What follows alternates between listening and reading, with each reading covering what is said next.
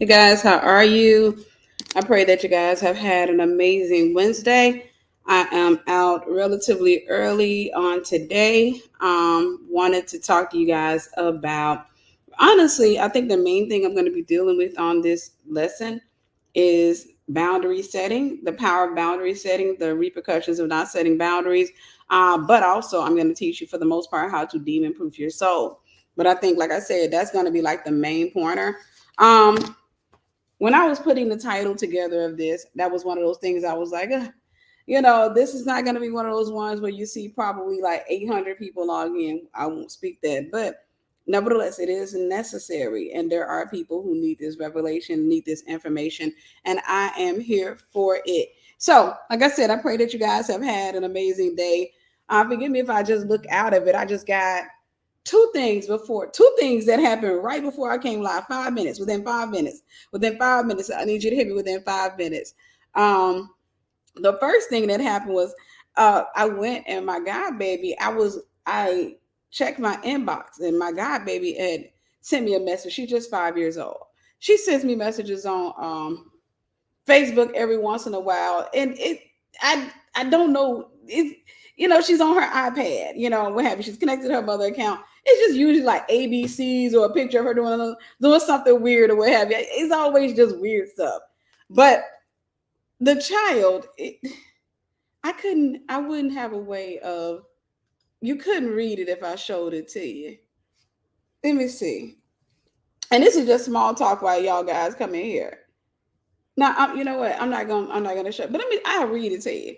Let me read her Christmas list. Okay. Let me read to you her Christmas list. Just a few parts. Let me show you where I stopped at. Stickers, Santa's marker pack, I think.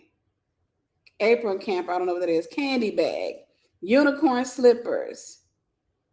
Look like some Fesset box or something. Boyfriend.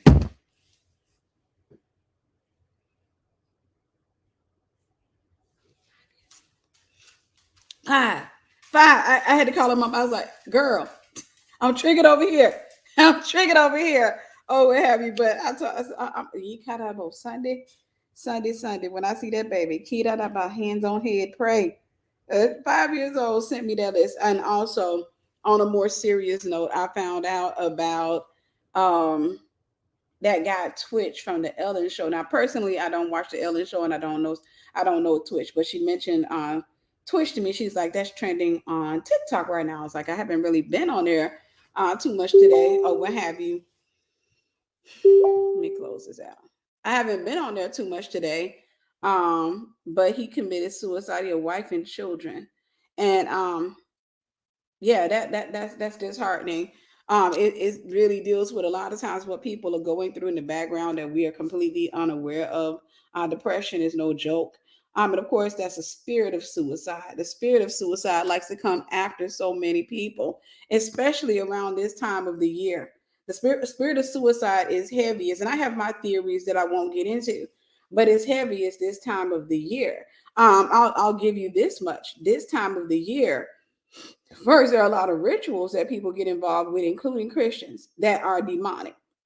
This time of the year, you have more people giving energy and effort and resources to demonic spirits than any other time of the year. So they tend to be strong. Whatever you feed will grow, whatever you starve will die. They tend to be strong this time of the year. Consequently, this time of the year, we see a lot of suicide. We see a lot of depression, which is why a lot of times, as leaders, and I know I'm not always that great at it, we come out, especially around Thanksgiving and Christmas, to do like a message to just encourage those who feel lonely. A lot of times, you may be celebrating with your family, but there are some people who don't necessarily have families or functional families to celebrate with. So they spend their holidays alone dealing with depression, scrolling social media and seeing all of the things taking place on social media with what appears to be functional families, right? They see, families posting up pictures and videos of them together and, doing a video of the long spread of food. And in many cases, they may not have the money to get them anything to eat.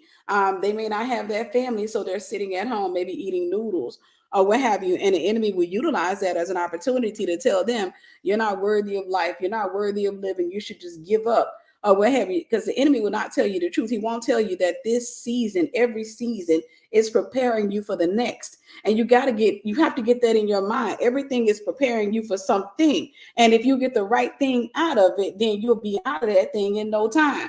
And I'm telling you the truth. See, everything is a cycle. And one thing about a cycle is until you get the revelation, you stay in a cycle. So the objective is not to complain about the fact that you keep seeing the same issue. The issue is, or the objective is to pray and say, God, I don't know what this is, but help me to see what it is that you want to communicate with me. Because even though the enemy tossed me into this cycle, what he meant for evil, you turn around for my good. There is something good in here. There is something revelatory in here. There is wisdom in here. There is something that I can take from this situation and I can use it. There is something that I can do.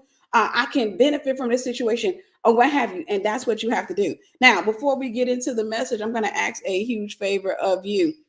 Thank you. Thank you. I'm going to ask a huge favor of you. You already know what that is. Do me a favor. Be sure to like and share, because this is going to be beneficial to some people. And I'm committing not to be on here too very long tonight. Prayerfully. My objective is to get in and to get out, and then to go up in here and put some work in, because I don't feel like I've done much of anything today. Today has been a relatively gloomy day, not so much in my soul, but on the outside. Today has been like winter, and I know we are in winter, but today has been winter for real. It's 40 something degrees out, and it's kind of cold. The sun didn't come out to talk to us. It was just today was just not the prettiest of days. Nevertheless, I thank God for the day. All right, let me go ahead and get into this, because like I said, I know that this is not something that people will run towards. Not a lot of people. A lot of people run towards relationship messages. They run toward, why you don't have your man or what have you, and they don't run toward revelation. But for those of you who take the time out and say, hey, I want revelation, you're getting the substance. You're getting the substance. I'm going to put that out there again. You're getting the substance that you need to get to the other side. Okay. Okay. So this is the reason that I decided to come out and talk about this. The reason I decided to come out and talk about this is because I was watching the Country Wayne show, which I've, decided I think it's time for me to stop. But I was watching it. I like humor. At the end of the day, everything has some carnality in it or what have you. The reason I decided to stop watching it, there are a couple of reasons why I decided, okay, I think my season is up with that. And not necessarily season like God put me there, but I'm saying for me, that you have to know when to say, okay, is one, because they introduced witchcraft into their sage and crystals and all of that stuff there, and that's now being promoted. And then because today, what made me say, okay, I think it's time for me to stop, I found myself getting triggered.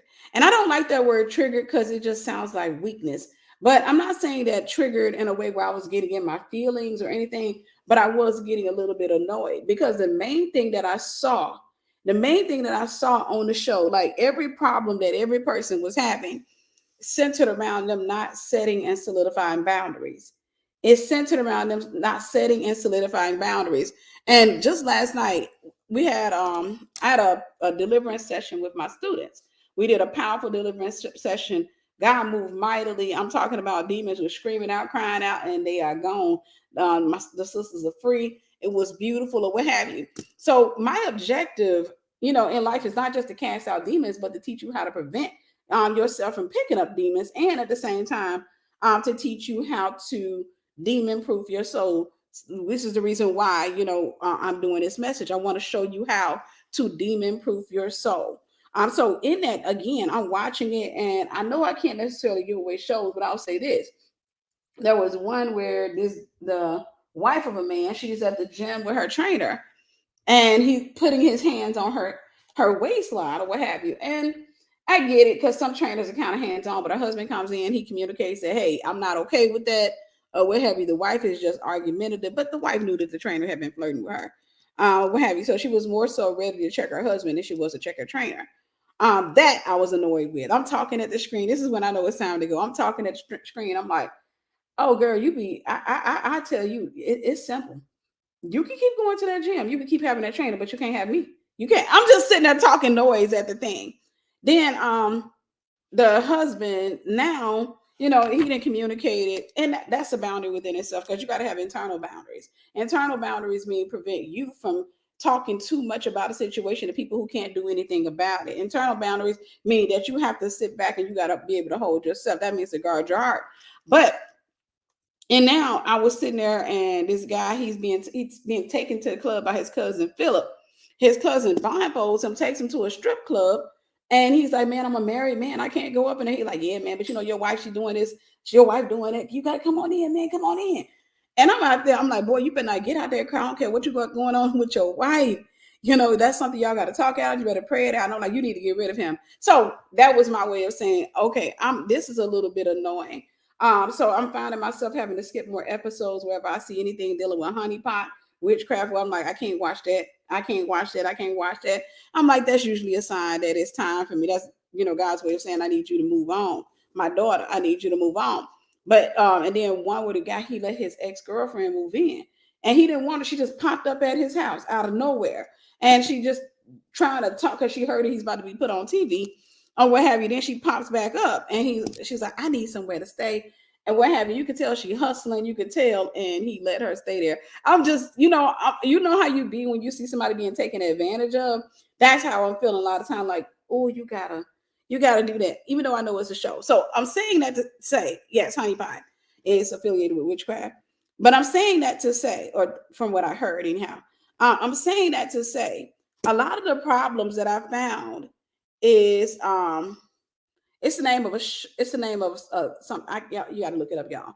But I'm saying that to say, hey brother Andre, how are you? I hope all is well your way. I'm saying that to say that a lot of the issues, a lot of the problems, a lot of the inconveniences, a lot of the demonic attacks, a lot of what you deal with is centered around the fact that you have not set and solidified boundaries. And let me tell you why you haven't set or solidified boundaries for some of you is because you're afraid of losing people. I want you to look at me. The purpose of boundaries is so you can lose people. The purpose of boundaries, you're trying to keep who God's trying to drive out. James 4:7, submit yourself to God and resist the devil, and he will flee from you. This includes people who have the devil in them. The purpose of boundaries, if I set a boundary with a friend of mine, that boundary is going to test her. That's testing the spirit to see, because whenever a spirit can't get access to what it wants or what it needs, it will manifest and go. So the purpose of boundaries is for me to put my family in place. To say, no, you can't come to my house. No, you can't do this. You're not going to put me in no trouble. I'm not getting caught up in no foolishness. You're not going to come over here. You're not going to get up in my house, walk around and look around, and then go back to the other family members and just gossip about me. You're not going to be laid up in my house, not paying any bills. That's the purpose of boundaries. Boundaries tick people off. And I'm telling you right now, the more boundaries you have, the more people are going to call you mean. The more boundaries you have, the more people are going to call you mean. Sister Elizabeth, God bless you. Thank you. Thank you. They'll call you mean because they don't have a title. They don't have a word but people will give you a label when they can't get access to whatever benefit they want. But before I go into that, because that's a lesson within itself.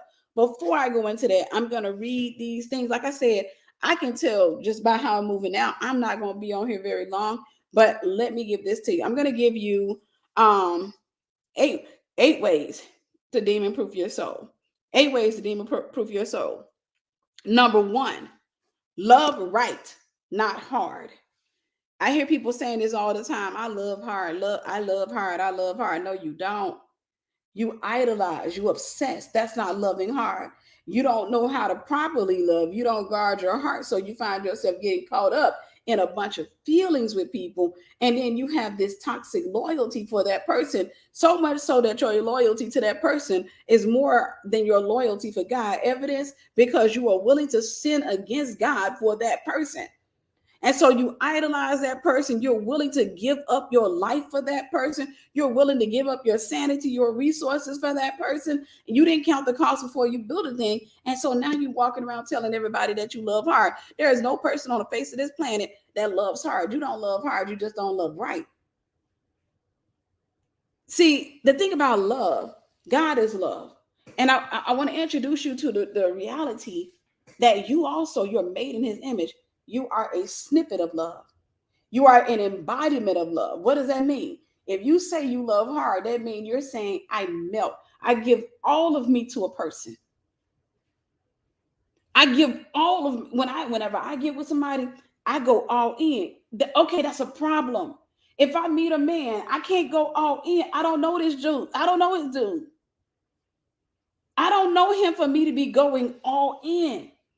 If I don't know him, if I'm getting to know him, then we're what I'm doing is I'm putting a little bit in. He's putting in. I'm putting in. He's putting in. I'm putting in. He's putting a little bit in. I'm putting a little bit in. If he's putting far less in than I'm putting in, I pull out. I pull out. That means that he will have my sister, you my brother type love. That's it. But as far as romance, I'm not giving that to him. I'm not giving him all of myself. When people say they love her, what you're saying is I give all of me to a person. I give all of me to a person. Whenever I get in a relationship, I give all of me. That's the problem. You idolize that person. And this is why it takes you longer to heal. This is why it hurts you so great. Whenever a relationship ends, it's 2 months and you thinking about suicide. You just dated him 2 months. Y'all only dated 2 months and you already thinking about suicide. You already done made it up in your mind that y'all gonna marry and have kids and y'all gonna travel the world. You got all of this stuff planned. That's too soon for that. It's too soon for that. You don't know him enough for you to make those type of plans or commitments with him. In the beginning, you're giving people snippets. That means that you have to have quality control, or you got to make sure you're doing inventory. I got to hold me back because there's a part of us as the human that wants to charge for it, right? When we get into a relationship, there's a part of all of us that wants to charge for it fast. You know, when we get into a relationship, okay, I'll say it this way. If you're not buying a house, you want it right now. Am I right?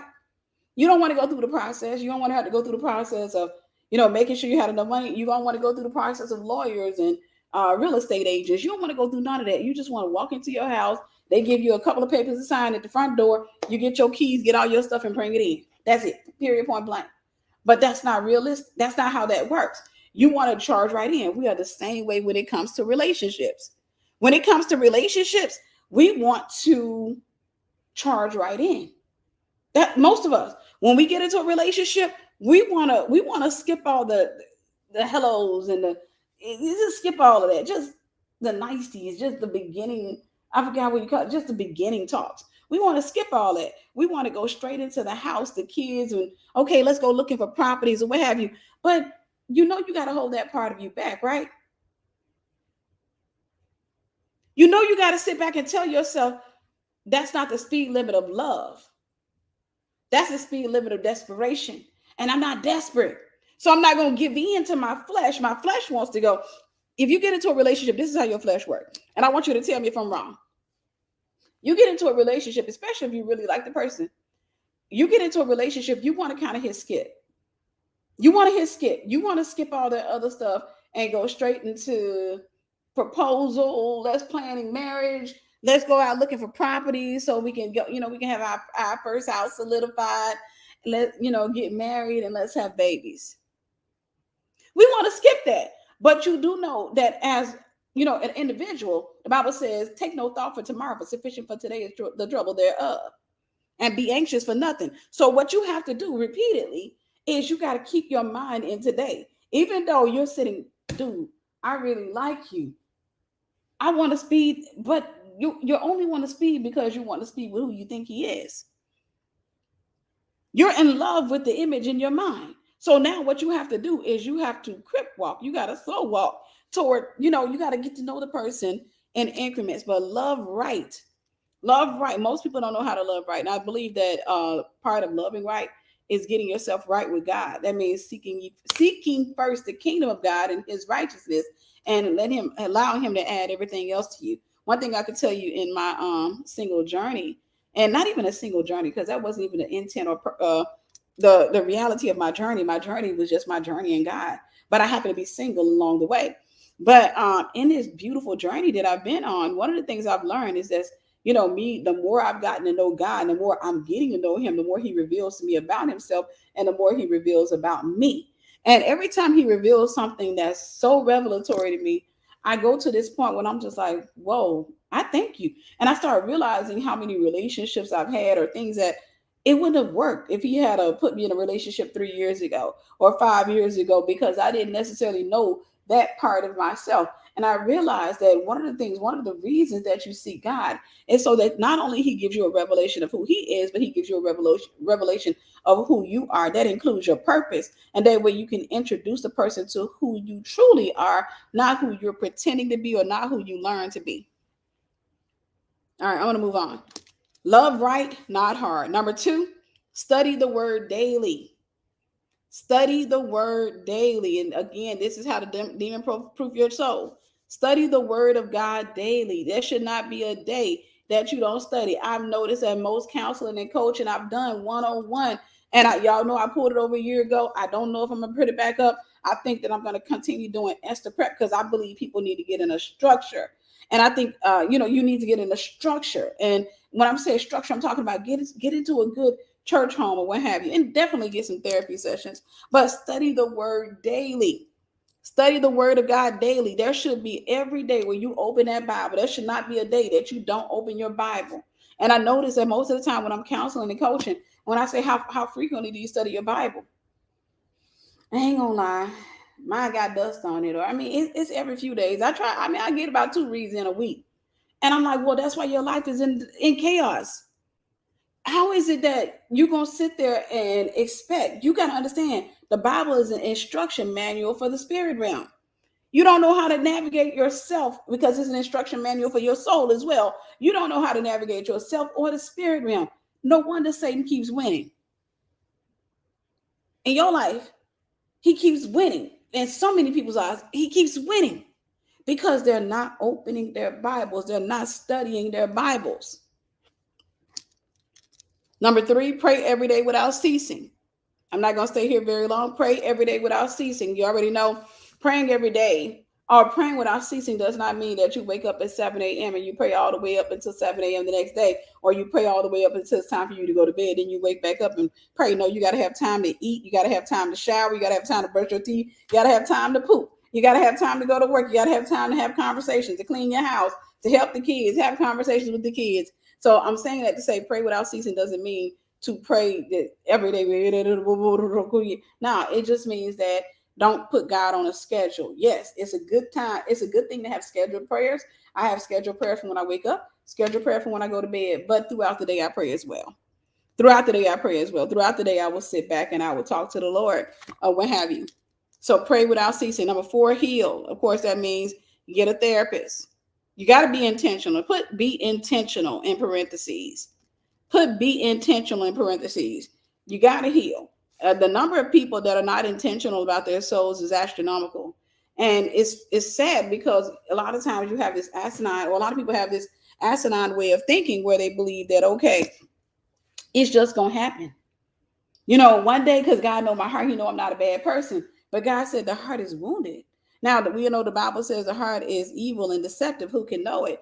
But you have to understand that your heart needs to heal. Your heart needs to heal. You got to put your heart in a hospital. And that is laying on the bed of a therapist or the couch of a therapist and saying, hey, listen, I'm a little bit crazy over here. Listen, let me just say this before I move on to the next one. Y'all heard me say this before. If you come out of a friendship for a long time, get therapy right after it. You may not need a whole lot of sessions, but get some sessions. If you were in a romantic relationship with a person and it failed, especially if the word love was exchanged and you believe you love that person and you're hurting, get therapy. That way you heal the right way. I'm telling you, a lot of you create or you cause these incredible delays in your own life simply because you keep forsaking your own soul. You're trying to take care of other people, and this is what God sees. You get into a relationship and you out here talking about you love hard. You get into a relationship and you're taking better care of that person than you are of yourself. You take better care of the people around you than you do yourself. And when God sees that, he knows that you're idolizing people. Because what you're doing is you're hoping and you're thinking that if I do that for them, they'll do it for me. I am a living witness that that is not true. I don't care how nice you are to people, they won't be nice to you in return. If they don't like you, they're not going to make it a point to, they may be pretentious. I don't care for people being pretentious with me. Show me your fangs. Show me your fangs. I'm still going to smile at you, but show me your fangs. But heal. Heal. When you come out of something that was destructive, I don't care if you come out of a church. If you say, I left that church, they would treat me like this. Get wise counsel. Get wise counsel. You got to understand what you have gone through. You got to understand what you have gone through and get the proper tools. Otherwise, you're going to talk to your girlfriends and they're going to open you up for some spirits. They're going to give you some bitter advice. They're going to tell you what to do. Girl, if I were you, I'd put them on blast. And then you end up demonized because you don't even realize that you had unrealistic expectations and nobody checked you for that. See, you got to have somebody that gives it to you from a different point of view. So you're looking at it from a congregate point of view, but sometimes you got to have somebody from the pew or, from the pulpit to tell you what it looks like because you're looking at it from the pew. Did you catch that? A lot of hurt is people sitting that you're yelling or you're having expectations of a platform that you never stood on.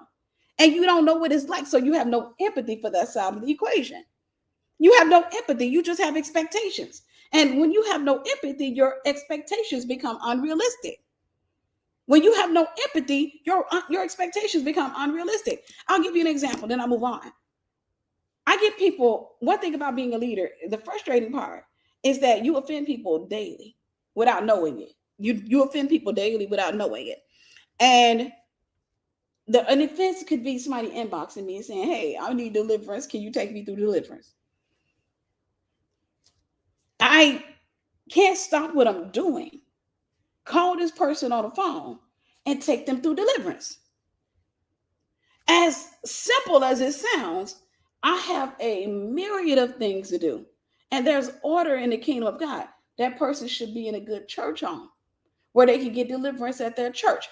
If they can't get deliverance at their church, then I can set them, hey, reach out to Apostle Ivy Hopkins, set up a session. But what you can't do is just say out of the blue, cast down my demons. Because realistically speaking, nobody can just stop on a dime like that. Because most of us are in movement. Most of us, especially in leadership, we typically have our days already planned out. And a number of people that want deliverance, I am not lying when I say that's a full-time job. That's a full-time job. If you did that, and then most of the time, if you say anything about, okay, I'll tell you what, I can do it, but you know what, you got to pay a counseling fee or what have you. See, the church, it's all about money. You want me to work full-time, 8 hours a day, casting demons out of folks, sitting up there and have no income coming in? No, I'm going to go work my business. So you can't accuse me of that. I'm going to go over here and work. I'm going to go do this stuff right here. I'm saying that to say, a lot of times people get hurt because they don't understand that when we put a boundary up, it's just us protecting ourselves. We got to protect our time. We got to protect our souls. We got to protect our mental health. That's just us saying, hey, listen, I don't have 12 hours to get to deliverance. And there are people out there that got deliverance counseling, like Apostle Ivy Hopkins. I tell all of you, go to Apostle Ivy Hopkins, amazing man of God. He does deliverance. He does coaching or what have you. I say, get into a structure. Like I've had people to say, well, I don't know him. I feel comfortable with you. Get in Esther Prep. We do deliverance every quarter. We just did deliverance last night. But you don't have nothing one-on-one. That right there is a person putting you between a rock and a hard place. Amen. That right there is a person putting you between a rock and a hard place. Because in that moment, you're like, I can't, because there are like 300 of you in my inbox. So I can't set a session up with everybody. And that becomes my full-time unpaid gig. And no. So you got to go and you got to get into a good church home. We got to have structure somewhere. We got to have structure somewhere. People think that their emergency is your emergency. That's not how it works. You got to get into a good structure. Wise counsel. Y'all got to have wise counsel consistently, which is why I do deliverance on Esther Prep students, is because they're allowing me to mentor them. So they're getting wise counsel and I educate them about deliverance. especially before the sessions. They got information they can get access to. So I can trust that they can stay free. I can trust that they can stay free. All right. Heal, be intentional. Number 5, get into a good Bible-based church.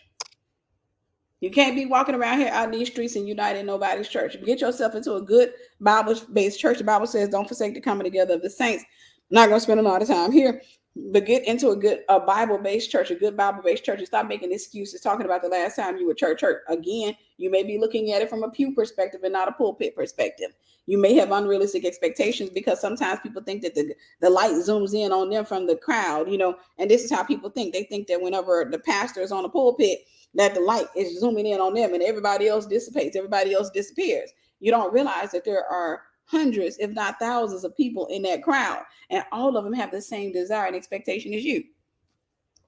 They all have the same. Everybody wants to be seen. Everybody wants to make everybody else disappear, and they want to sit in front of the pastor and say, okay, so this is what happened. The pastor, I'm gonna put it there for you. I don't care. I'm gonna put it there for you.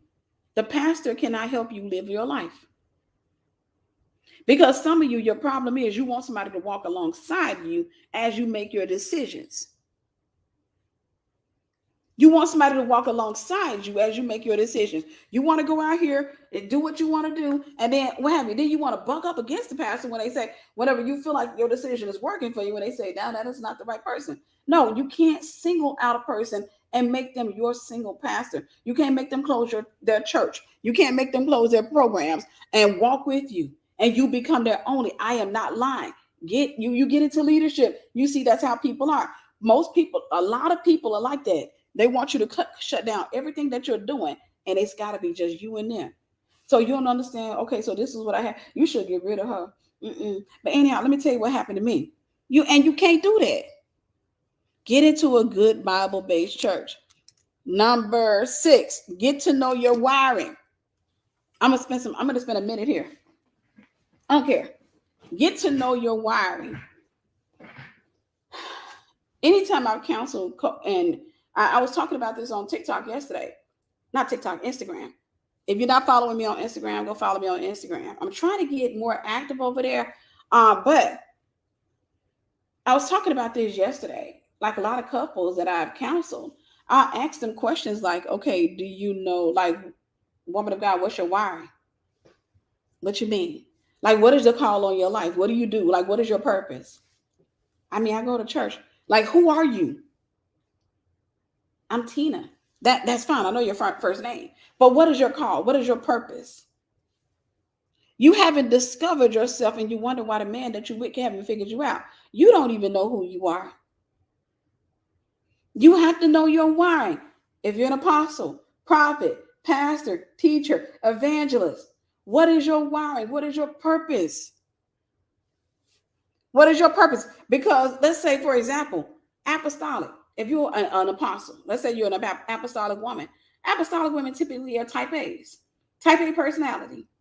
Period, point blank. Now, if you type A, don't go around telling everybody apostle because you probably ain't. I don't know. I'm saying apostolic women are typically type A women who don't like their time wasted, who are builders, who are really super busy. These are going to be the women that, people will sit back and say, oh, she need to sit down a little bit. She just work. She don't want to come out the house or what have you. That's going to be your type A. That's going to be your apostolic woman. She's going to be a builder. She's not going to have time for a bunch of gatherings and outings and stuff like that. You're going to see that she's just building. She's not going to like small talk. You may even accuse her of being relatively masculine because she's going to be somewhat independent. That's going to be more your apostolic type woman. And I'm just talking about her, from a female's perspective. But then you have the one who's a prophet or is wired to be a prophet or a prophetic person. Now, she's going to be a little bit more sensitive. That's going to be the one that wears her heart on her sleeve. She's going to be sensitive, and she's going to be sensitive to the emotions of people. She's going to go up in her highs and her lows. Then you're going to have the evangelist. The evangelist will put you in danger because the evangelist is called to save souls. So sometimes they could be a little bit worldly. I'm talking about somebody who's wired by God as an evangelist, maybe a little bit worldly. She may go out there and on the street, and she out there talking to folks and what have you. She a little bit rough around the edges in many cases. She's going to talk to people because she's trying to win souls for the kingdom. She's trying to win souls for the kingdom. And so that's her thing. You can sit up there when it comes to a bougie man. It's hard for her to be with a bougie man. She'll be with you, but at the same time, those people at the back of the restaurant or down the alley that you scared of, she'll say, no, stop. And she will actually walk away from you, leave your tail standing back there while she come up there and walk around and probably give him a smoke and be like, you got a light. I ain't got no light. I got this. And it's not a good idea, but I'm just saying that's the evangelistic type woman. The evangelistic type woman is always want to save somebody. She keep trying to save her cousins, her friends. Evangelistic women have a tendency to date men and try to save them at the same time because they get evangelism and relationships confused. They be like, well, I'm gonna save them for God, but I'm gonna save a piece for me too. Give me a little bit of somebody. No, no. You have your evangelist and you have the pastoral person. That's the shepherd.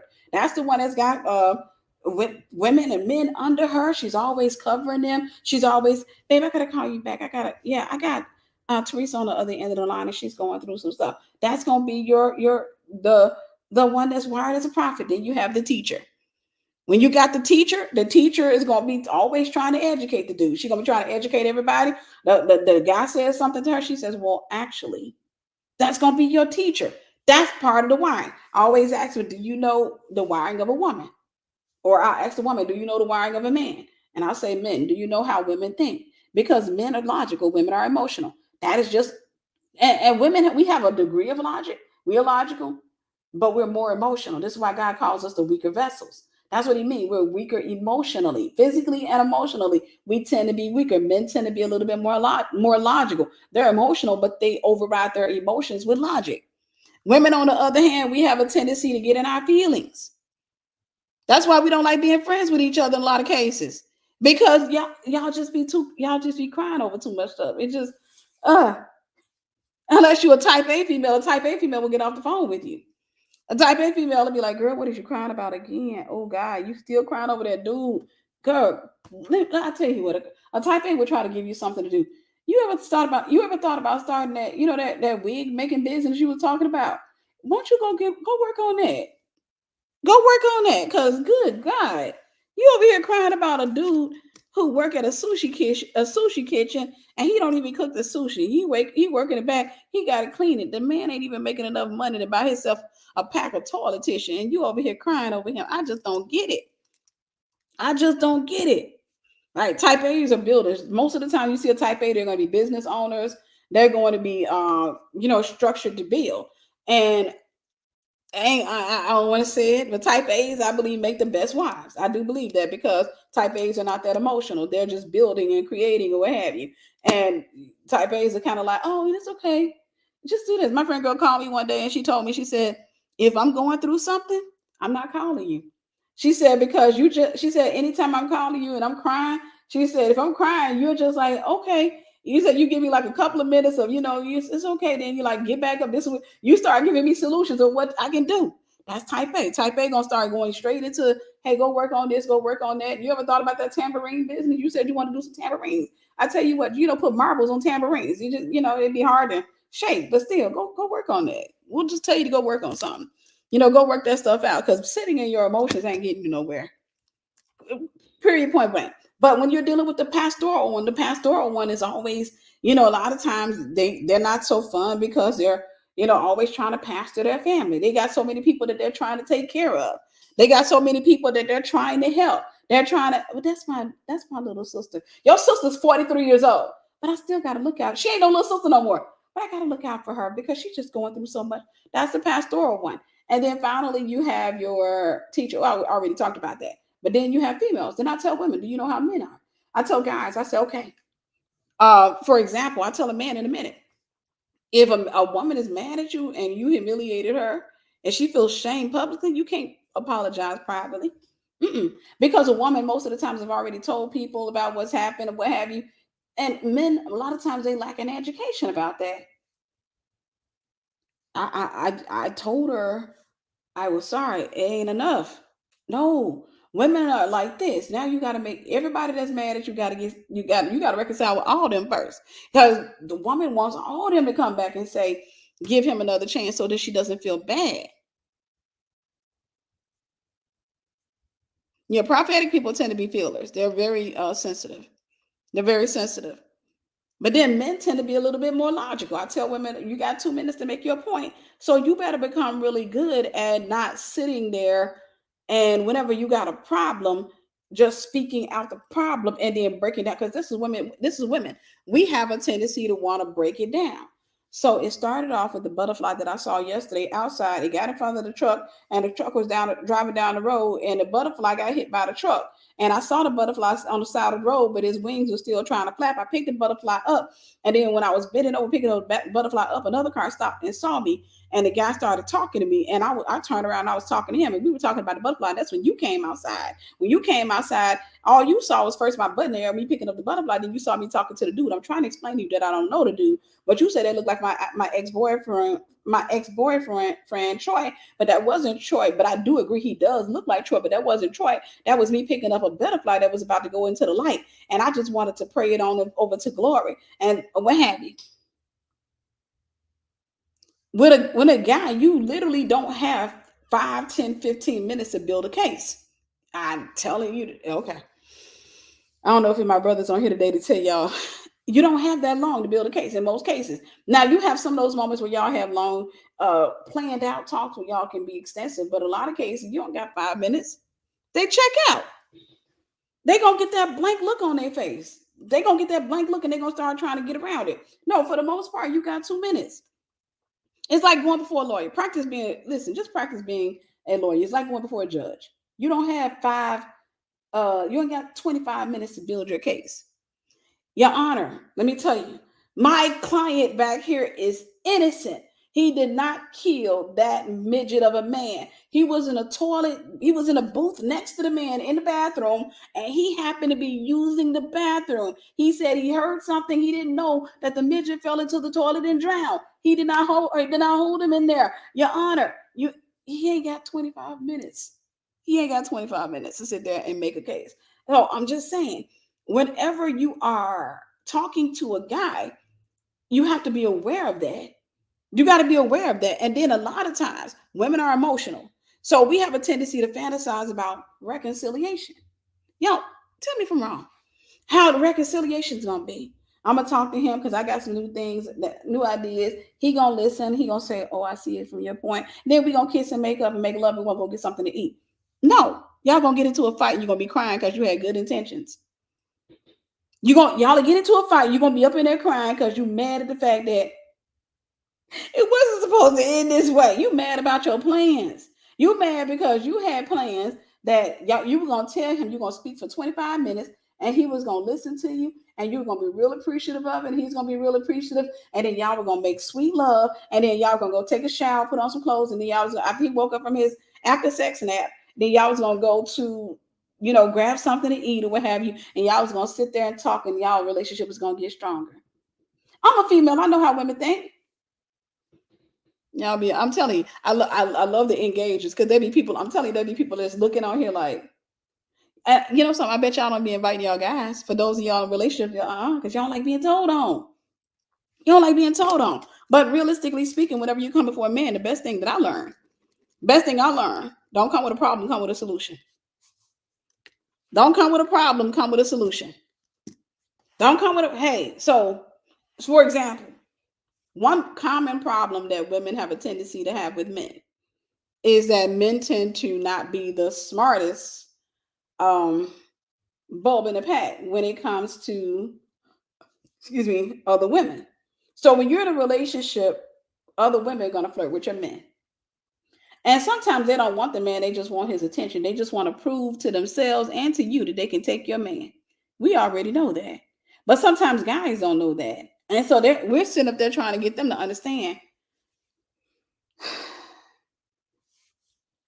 I understand that you think she's attractive, or you think she's adorable and all that, but or you just think she's being nice. But I don't necessarily see a nice person. I see somebody who's really trying to get at me. So would you not be the weapon? Like, that's embarrassing.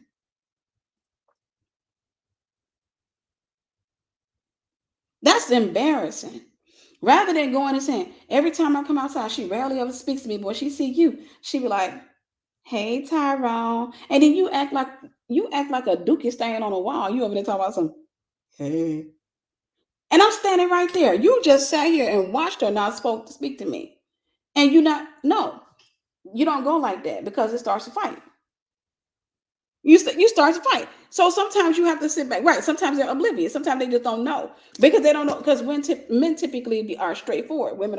Women can be emotional and manipulative, and so a lot of times men don't understand that. So the best thing to do in a situation like that is say, "Hey, I got a solution." What you talking about? Well, I noticed that the neighbor girl, every time I come out, she never speaks to me. She always speaks to you. And you know, when she speaks to you, you sit up there and you go right in. I'm not gonna lie to you. That annoys me. Because she's being disrespectful. And you may not understand it as a man, but okay, let me go ahead and get straight to the point. Here's my solution. From this point on, if she says, "Hey Tyrone, why don't you respond?" My wife is standing right here. You can speak to my wife too. That way she knows that we are one. We are a team. Don't allow her to divide us because a house divided cannot stand. And then sometimes it starts with a little bit of seed. So from this point on, why don't you just do that? You see how simple that is. He's not gonna be able to he's not gonna tell me no on that because saying no sounds crazy. I just saved you a fight. But some of you want the fight because you fantasize about the after fight sex. Some of you want the fight. You want the smoke because you embarrassed and you mad. No, you go with a solution. Hey, look, how about this? From this point on, um, why don't you say this? Did you speak to my wife? Oh, hey, how are you? You good? I'm good. Okay. From that point on, she'll say, "Hey, Tyrone and his wife. My name's Tiffany." Oh, hey, Tiffany, Miss Tiffany. You're what, 19? You got to be Miss Tiffany to you. I just gave him a solution right then and there. She gonna leave us alone because there's a spirit in that child, and she's just really trying to grab his attention. She don't necessarily want him. She just want his attention. She just want bragging rights. That's all. She just want bragging rights. All right, let's go ahead and move on. Get to know your wiring. I can say this before I go any further. If you get to know your wiring, you'll have a happy marriage. If you marry somebody who knows their wiring and both of you are aware of your wiring, you can have a happy marriage because whenever you have your moment, it's no longer you're not angry. It's funny. Stuff that made the last female angry could tickle me. So if a man sit back, let's say for example, he happens to be an introvert, I think it's hilarious when he goes down them stairs and he just go, and I'm just like, "You heading downstairs?" "Yeah, okay." The other female, "You don't ever want to spend time with me." No, he an introvert. He just kind of want to be by himself, you know. He didn't have a day, he didn't came home from work or what have you. He typically goes down there for about 30, 35, 40 minutes. He's gonna be down there chilling, watching him some shows. He probably gonna doze off on the couch. When he doze off, he gonna get up telling himself he coming to bed, but then he comes up, that's when he smells the food. It's a typical thing. When he smell the food, he come up in there, he starts talking to me, and that's our time. Did you see how that worked? Because you're getting to know the person because you're knowing their why, as opposed to he just don't even care anything about me. Get to know the why. Like I said, a lot of fights I've seen have to do with why. Number 7, cast down imaginations. I could stab somebody. Cast down imaginations. I've learned that imaginations are not limited to romantic relationships. Remember, I told you unrealistic expectations. That's relates to church. Most church hurt, or a lot of church hurt, comes from people with unrealistic expectations. But most people can relate to the folks in the congregation because most people never come out to congregation. This is why you have a generation of people yelling at pastors, but you don't have a lot of pastors that are able to fight back because pastors or leaders are not expected to fight back or what have you. You got a lot of people saying church hurt, but realistically speaking, it's not that they were hurt. They just came in there with this fantasy of their pastor being their long lost daddy and the congregation and everybody being their family. They came in with that unrealistic expectation, and they came in and got a reality check. They came running out of there because they didn't get what they wanted. They didn't get what they demanded. But it had everything to do with their fantasies. It was them fantasizing about what it was going to be like. They clapped for me when I got saved. They clapped for me when I joined the church. And so now I got my family. Now, okay, I'm on my journey. And then they get a reality check. Okay, no, that's a click. I saw this in high school. That's a clique over there. Y'all really doing this up in here?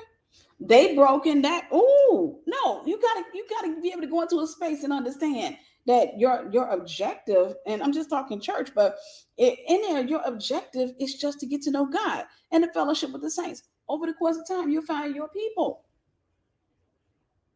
Over the course of time, you'll find your people. If you keep being you and you don't allow yourself to get better, you'll find your people. But if not, then you'll come up in there, you'll keep looking at the big picture, and then you'll get hurt.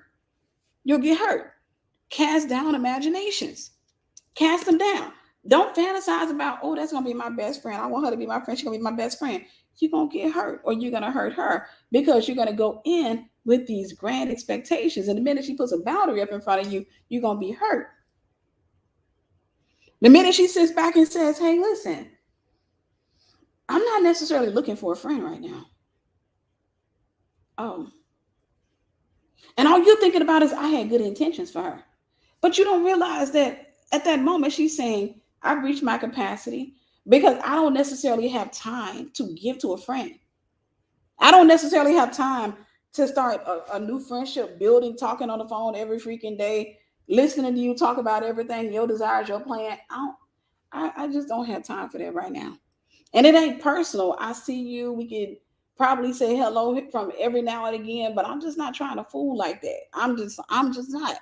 I'm not. And it's okay. Because people think that if their intention is good, you have no choice but to give them what they want. This is spoiledness of America. I just wanted to, girl, you want a counselor because half of your friendships are you looking for counselors. Let's talk about it. It has nothing to do with you loving a person and wanting to be a blessing to them. It's all about what you can extract. I just want to talk on the phone with somebody, tell them everything I went through. Girl, he looked at me again today. He did. Did he say something to you? Mm-mm. Did he ask for your phone number? Girl, no. He keep playing games. You want to talk out some stuff that, listen, I'm going to tell you something what I do. I talk to myself. I talk to the Most High God, and I talk to myself. Not saying that you shouldn't have friends. I'm saying you should be busy. You should be busier on your purpose than you are on the phone. That's just my small talk hating self. You should be busier in your purpose than you sitting up on the phone talking to somebody. Then when you get off the phone, they talking about what you doing tomorrow. I was planning on being busy. Let's go out. Okay, where we going? Let's go over here to Olive Garden. You go in Olive Garden, sit there for 4 hours talking. What you finna do now? I'm going back to the house. Oh, okay, how about this? We're gonna go here. Then you talk on the phone. Then the next day they want to be. We married at this point because you don't want to go home. Y'all, I'm sorry. I'm sorry. You don't want to go home. You just want to be on the phone and talking and hang out because of these imaginations that you have. Because you don't know how to be alone when you should be working in your purpose. Cast down imaginations. That's how you demon proof your soul. Let me say this: demons give you imaginations, guys. The Bible. This is why God tells you to cast them down. Whatever you don't cast down has to be cast out. Demons give you a lot of thoughts. A lot of things that come into your mind did not come from you. They came from spirits. And what demons have to do, Amos 3:3, can two walk together except they be agreed? That's a law. What demons have to do is they have to give you a fantasy. They're always trying to get you to come into contact or come into agreement with whatever it is that you're fantasizing about. Whatever it is that you're fantasizing about, the objective of that spirit is to get you to come into agreement with it. So let's say, for example, if the devil decided that he wanted me to be a thought, a religious thought. If he wanted me to be a religious thought, if he wanted me to go out here and just out here doing whatever, he can plant a seed in my head about Tyrone over there. Tyrone go to my church, and Tyrone just kind of, let's say, for example, he'd be sitting in the congregation, but he always sit in the same spot. And every time he sit in the congregation, he always had an arm up on that seat. He always look back at me and he winked that eye. And I look at him and I'm like, I ain't never seen him winking at nobody else, so it must be me. Girl, Tyrone winking at a lot of folks. A lot of people didn't see Tyrone's right eye do that little winky thing. It ain't, you ain't special, I promise you. But it's just that that's your schedule is when y'all are in the sanctuary, right? In the sanctuary, that's your schedule. Outside other places, he doing this to somebody else every time. So now you caught up. You get caught up in your fantasies. Could Tyrone be the one?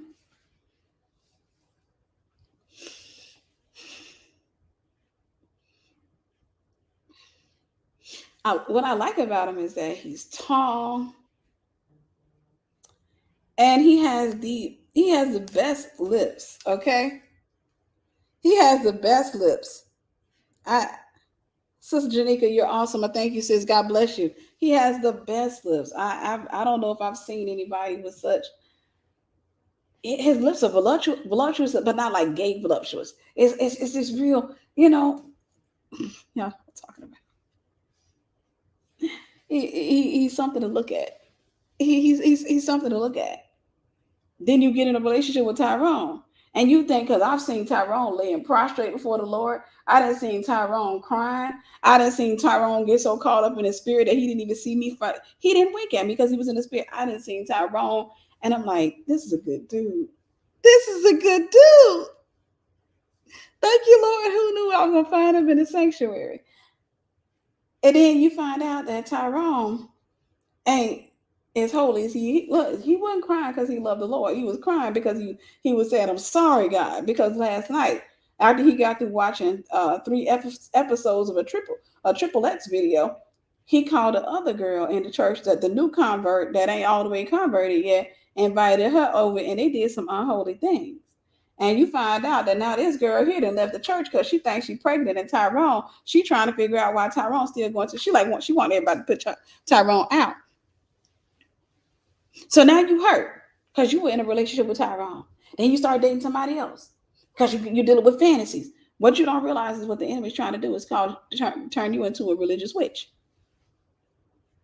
See, because he knows the power of your tongue, even when you don't know it. What he wants you to do is start speaking curses. These men in church, these men, no, every man ain't like that. It's just that you have not cast down imaginations, which brought you into the realm of that spirit.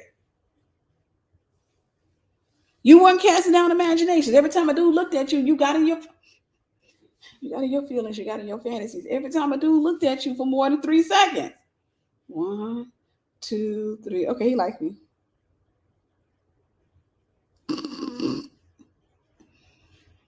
I realize that some dudes stare at you because they want your attention. They don't want you. Y'all do know. Okay, women do that. I don't think women know that men do that. Sis, a man will flirt with you just because he wants to know if he can get you. That's it. Period. Point blank. He don't want you. He wants your attention. You know how you want to know how you know if he wants you versus wanting your attention? Y'all want to know? Somebody, come on, somebody that needs this, just tell me. I want to know.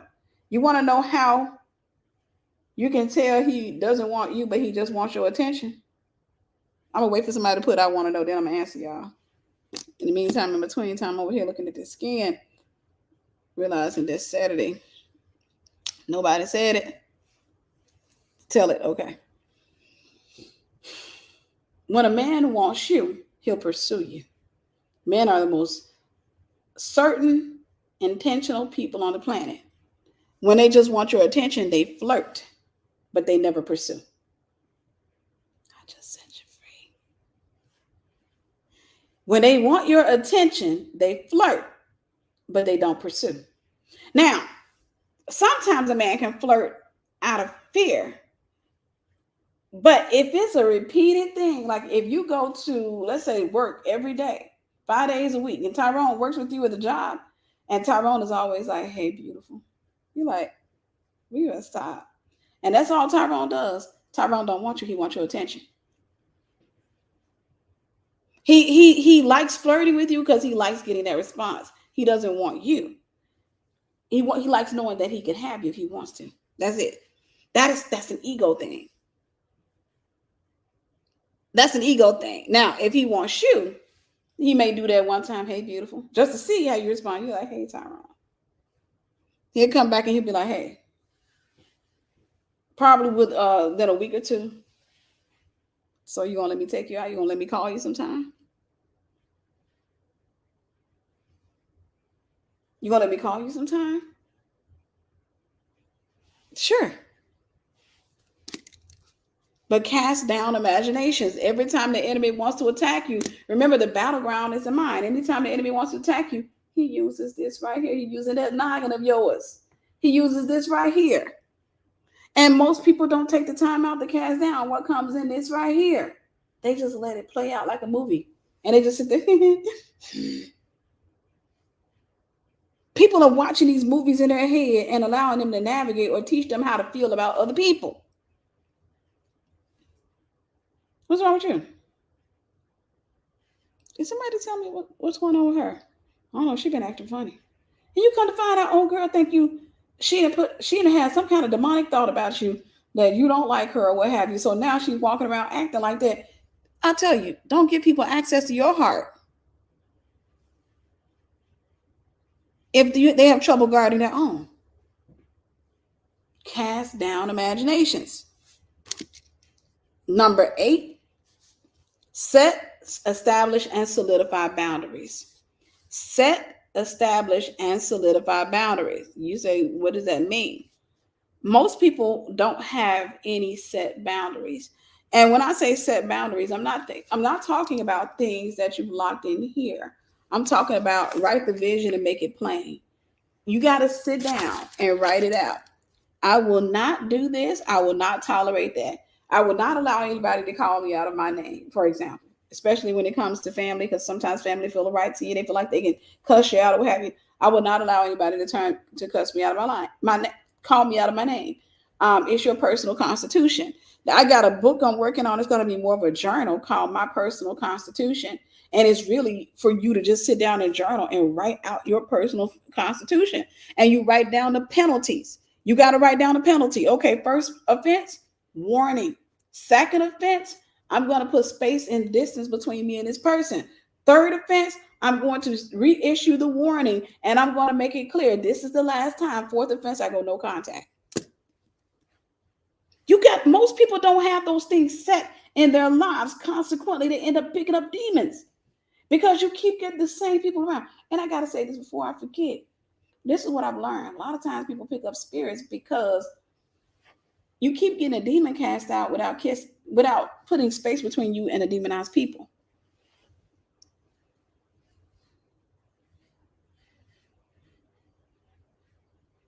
You keep allowing people to come back into your life, people to stay around you, not realizing that if you want to stay free, you're going to have to do some things that are different.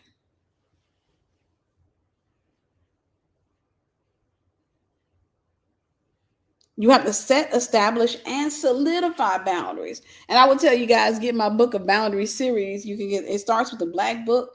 They're on Amazon.com. Black book of boundaries, green book of boundaries, then the blue book of boundaries, then the purple book of boundaries, then the red book of boundaries. It will change your life.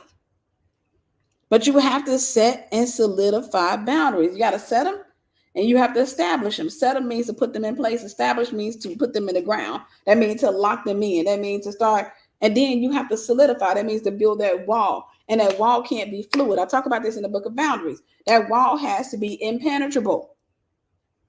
And that wall, you have to sit there and you can't give people special privileges. You got to sit back and say, these are my boundaries. I'm telling you right now, your peace is inside of your boundaries. Your prosperity is inside of your boundaries. Your people, that means the people that are called to walk with you, they are within your boundaries. Your peace, your prosperity, and your people are within those set boundaries. My life changed for the better when I put boundaries up. I'm talking about solid ones. And said, hey, that's not okay. Nor will I tolerate that. You can't do that. I have boundaries. Even on this channel, I have boundaries. I got boundaries. In everything that I do, I have boundaries. Not just to govern people, but to govern myself. Because you got to understand, you are a kingdom within itself. And how you govern yourself is going to determine the citizens that you have. I don't want to have demons. I don't want to be filled with demons. Now, honestly, we all have to go through repeated bouts of deliverance. But I'm not trying to pick up spirits simply because I don't have boundaries. You got to hear me when I say this. Demonized people don't know that they're demonized.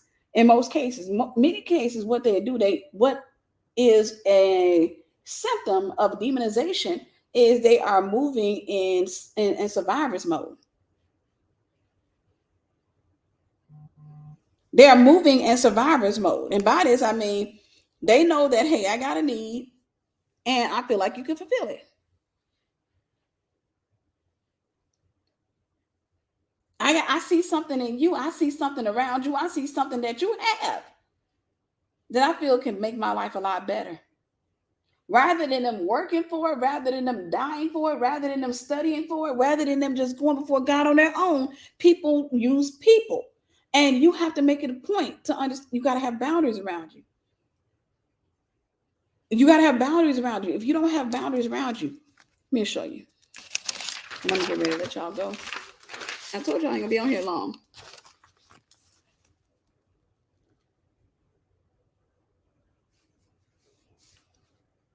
Give me a second. Give me a second. Give me a second. Give me a second.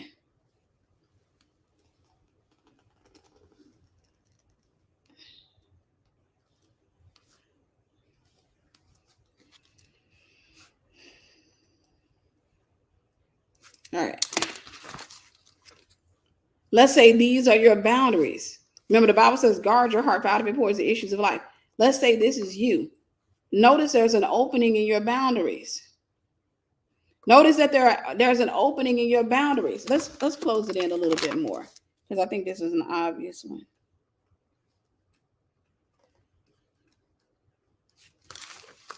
Still, notice that there's an opening in your boundaries. When you're dealing with demonized people, what demonized people will do, if they meet, because you're multifaceted, there are many sides of you. Let's say that this is your religious side. I call it your God face. Your religious side, your God face. They meet you in church. They meet this side of you. There's a funny side of you. There's your parental side. There's your financial side. There are different sides, but they meet you here. But financially, they are wrecked. They deal with poverty. Financially, they're not in a good place. And y'all know what I teach about poverty. It's a mindset, because people have a tendency to think they're waiting on God and that their situation is of the devil, when it's just really just not coming. They have not come into agreement with God yet as it relates to giving. That's a message within itself. I had some thoughts today, and I said, I don't think the saints ready for me to preach on that. But that person meets your religious side, but they live in poverty. Their mindset is just about need. They're in survivor's mode. Dangerous people are the ones in survivor's mode. They're not necessarily bad. It's just that people are driven by need. Because of that, what they will do, I talked about in my book, Relational Acuity. It's coming out, guys. I'm looking to release it around December 31st. But relational acuity, I talk about this. What they'll do is spin you around. They'll spin you around, or basically in this demonstration, we'll say they'll go around. They're going to try to find, how do I do this? Because this ain't going to work out. Okay, let me do it this way. They're going to keep traveling. All they see is boundaries and boundaries. Now, some people will give up as they're traveling. Some people will give up right here because it's just too much to get to this. But they're going to keep spinning you around. They're going to keep going until they find your financial side and there's an opening. Until they find your financial side and there's an opening in your financial side. Let me see what. Tanya, you're awesome. Thank you, sis. God bless you. God bless you. God bless you. Thank you, sis. Then when they find that side right there, they're going to come in. You my friend, you my bestie, you my this, that. So now the Bible says, guard your heart. That person is going to come in and they coming straight for your heart because they want to pull benefits, but you didn't have yourself guarded properly. You didn't have your boundaries set. And so now this person has access to you, and now they begin to extract. They begin to extract, and they start using religion to do it, because this is the side of you that they met.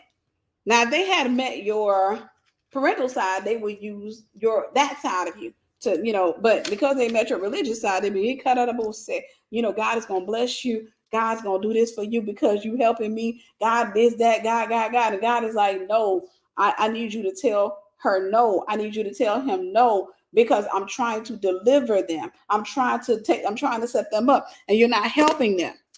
You're not helping them. So the thing about it is, that person is going to keep going until they find that opening. You are multifaceted. I'm realistically speaking, a lot of people are A lot of people look like this. Give me a second. I got to draw a smaller one to make it fit. Give me a second.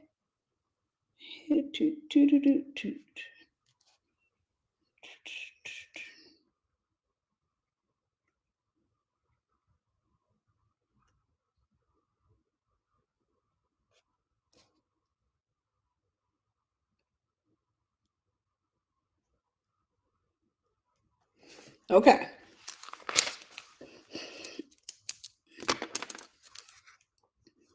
All right. This is the other one. This is you. Now, notice that the boundary, these are your boundaries on the inside. They are not solidified. Notice that you see gaps in the boundaries, but there's one opening. And let's just say this opening is childhood trauma. Childhood trauma. So somebody comes and they have a conversation with you, they invite you out to eat because a lot of times when people are trying to get to know you, they're trying to find that opening. I don't want me to talk about it, but they're trying to find that opening. Okay, they find out it's childhood trauma. Oh, that's what happened to me. I'm so sorry that your parents, girl, is it bad that I say I want to fight your parents? Yeah, I hate that you went through that. But girl, they find that opening, right? But I want you to notice something about that opening. Once they get in, there are other gaps. You notice that they can come straight here to you, but there are other gaps. Meaning you don't have even boundaries around yourself over here. And this is how you end up in sexual sin. This is how you end up giving and being taken advantage of because you don't have set and solidified boundaries. The majority of people, I would say in an 80 and 90% of people, I would say the low 90%, but I'm honestly not thinking it's the low 90% because you only have, I think, 1% owns the majority of wealth in the world. And there's a reason for that. It's because the majority of people create cultures and traditions around not setting boundaries. Most cultures and traditions are set around not having boundaries. Sister Mandy, you're awesome. Thank you, sis. God bless you. God bless you.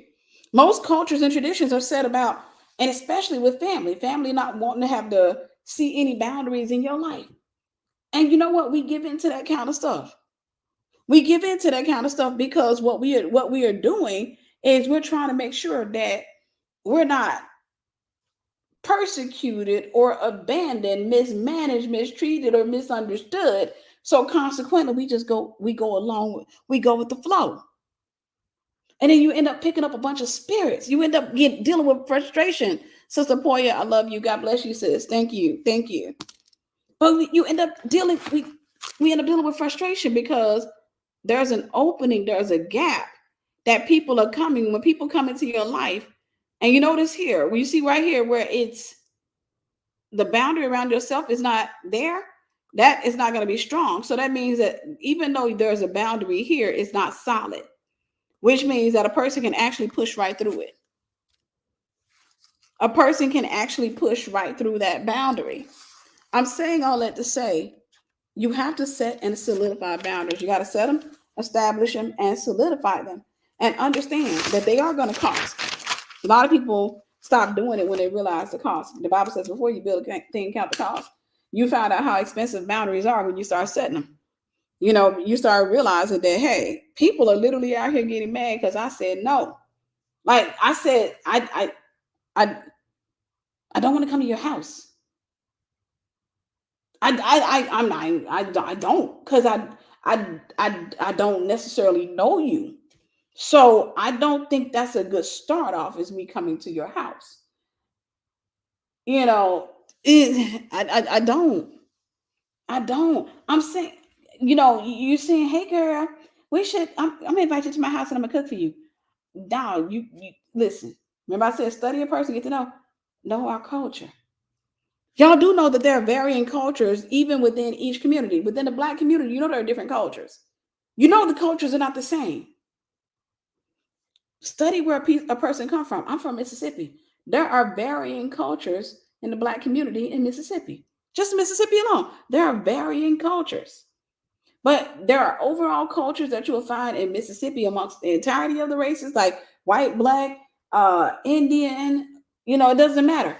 You will find or Asian, but you will find that the majority of there's a majority culture that is pretty much kind of limited to Mississippi, that you'll find a majority of the people do. Like for example, Southern hospitality is a majority culture.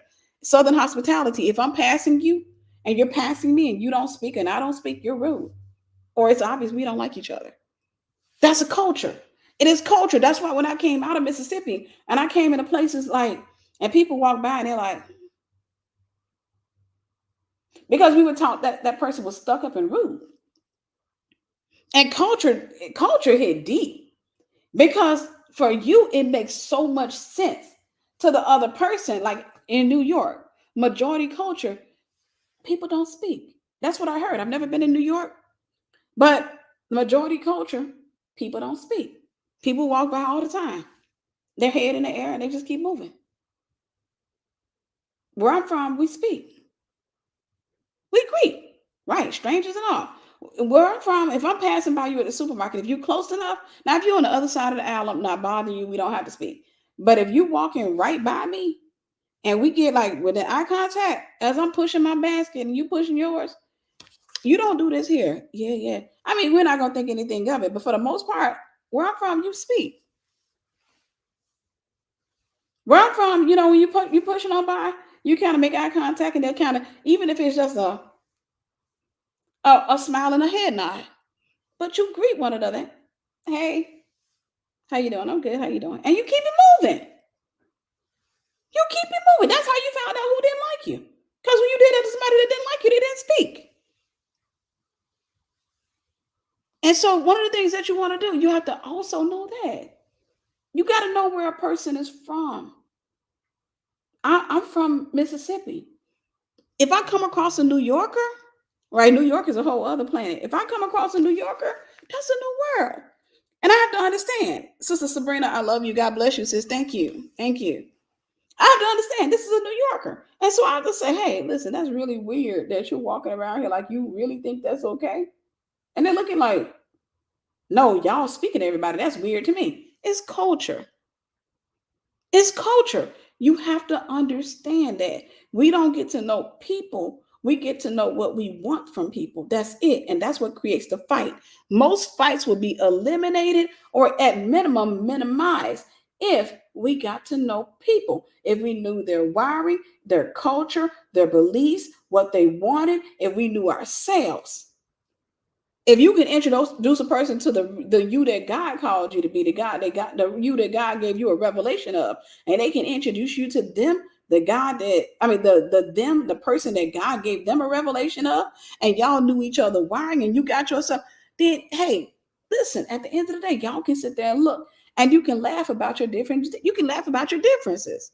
That's the beauty of it. The beauty in being different is you get to laugh about your differences. I walk into, let's say if I was married to a New York dude, we walk into a room, he's standing there not speaking, and I'm standing there like, hey, everybody say your wife is nice. You're like, why does everybody say you nice when I'm not, I'm mean? You in Georgia. Southern hospitality. Here they speak for the most part, but a lot of people from in Georgia are transplants. So you got New Yorkers here. You got different people here. So you kind of learn to adjust to the fact that some people are gonna speak and some won't. You can kind of tell the ones that will. The ones that will look at you. If you're pushing your car in the store or what have you, they'll say, excuse me, or they'll push the car, they'll just kind of give you a warm smile. The ones that are not, they gonna find some type of way to pick up their phone and they gonna pick up their phone and just keep talking. They're gonna find some type of way, and you just don't bother them. You don't bother them. I lived in Germany for 6 months, and I know that's not too extensive, but it was long enough for me to learn. Plus, I've been to Germany 13 times. So, and every time I went there, I was staying like 2 weeks at a time. So, what I learned over there, for example, they have cultures. And we moved the first time was in Aachen. The people in Aachen were relatively rude. They were relatively rude, but they may not consider it rude. I consider it rude based on where I'm from. They were relatively rude to the point where they didn't speak and they stare at you like you ain't got no sense. You get on a bus, they just, and they don't turn their head. See, this is culture. And I remember when I got on the bus, I wasn't already crucified. I was still a babe in Christ. This is back in the day. But that lady was on the bus staring at me, and I'm like, what the heck she staring? I was with my ex, and I was like, what's she staring? I was his girlfriend at the time. He was like, baby, and I'm like, no. And I'm like, and me and her rode the bus just like this. She's staring at me, I'm staring at her. I'm like, why? Because I didn't understand. And when we got off the bus, he was like, that's their culture. American culture is you don't stare. If you look at a person, we can look at people, but for the most part, we ain't gonna stare. And if we are staring, we're like, is that a wart on the side of that boy's head? If he look, then we're gonna act like we're looking past him, we're gonna look away. That's American culture. Our culture is to not stare. We consider it rude when somebody's staring at us. In Germany, I haven't been to Africa yet. I am looking forward to coming to Africa. I know I'm gonna cry when I get there. I'm gonna cry when I get there. I'm telling you right now, I'm gonna cry when I get there. But that's the thing. Number 8 is set, establish, and solidify boundaries. Georgians aren't always nice because they're not from. A lot of them are transplants. One, and two, I don't know if it's just a transplant because I can agree with you. Some of them are just Georgia, and I think I'm speaking from a comparison point because I came from the sunny state of Florida where people were just happy for no reason. We're in lime green, pink, and pink, fuchsia pink at that. These bright oranges and lime green and blues, and everybody's got this hue. And I think it's because it's pretty much spring or summer year round in a lot of parts of Georgia, Florida. So when I was in Florida, it's like, hey, how you doing? Top of the morning to you. People were happy. I got here to Georgia. It's like, I don't know if joy was water. If joy was water, the folks in Georgia, from when I started coming in contact when I first got here, I'm learning it's just their culture, but I just saw them as dry. They just wasn't happy at all. I was like, Jesus. I was like, Jesus. They're just like, you're like, hey, how you doing? Fine. Now you want to die, you tired, or what have you. But like I said, a lot of them is transplant. A lot of them are transplants. So I don't know if those are Georgians or those are the transplants that came here or what have you. Loving life in Florida. I'm jealous. Yeah, I did. I loved it. I loved it. I loved it. Milo loved it. I know if I was able to get back up and move to back to Florida, Milo would probably take me down on the ground and just give me all kinds of kisses. Like, woman, you have no idea. Okay. Let me go ahead and get ready to solidify this. Let me wrap this up.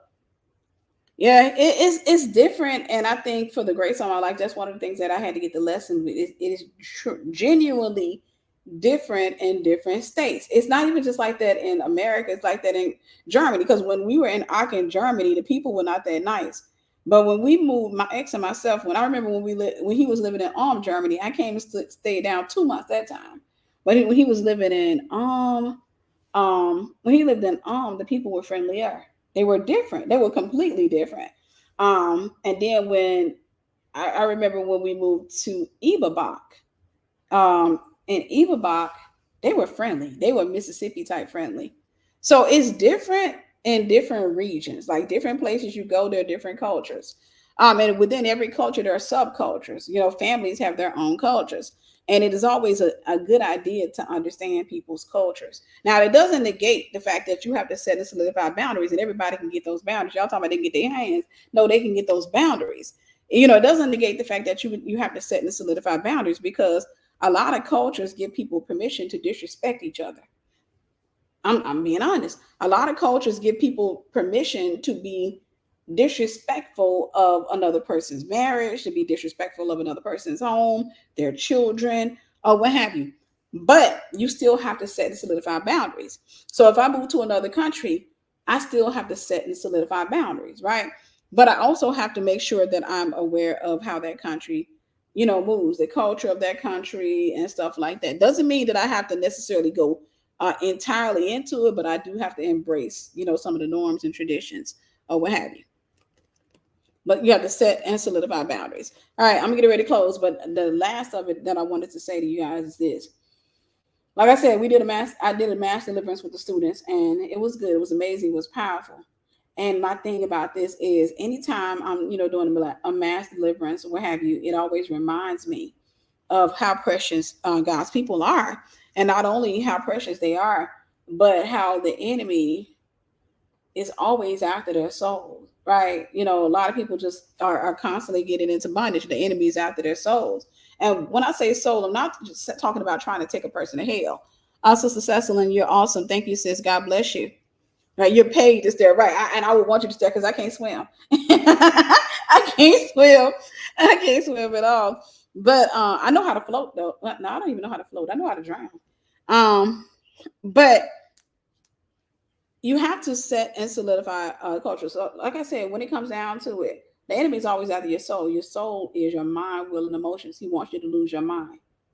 He wants you to lose your peace. He wants you to lose your mind. I talked about the guy Twitch earlier, and I wish he had to talk to somebody. I wish he had somebody to talk to.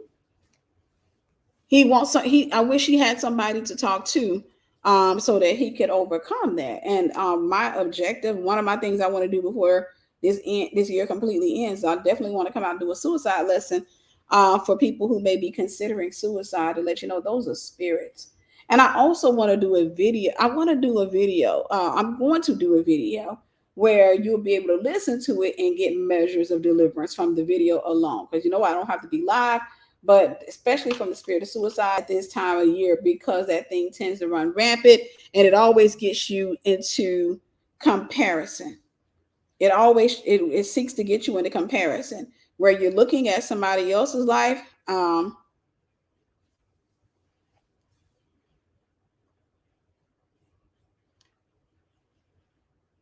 Okay. Where you're looking at somebody else's life, and you're wishing that your life was better. But anyhow, I love you guys. I gotta go. Sister Anissa, you're awesome. I love you. God bless you, sis. God bless you.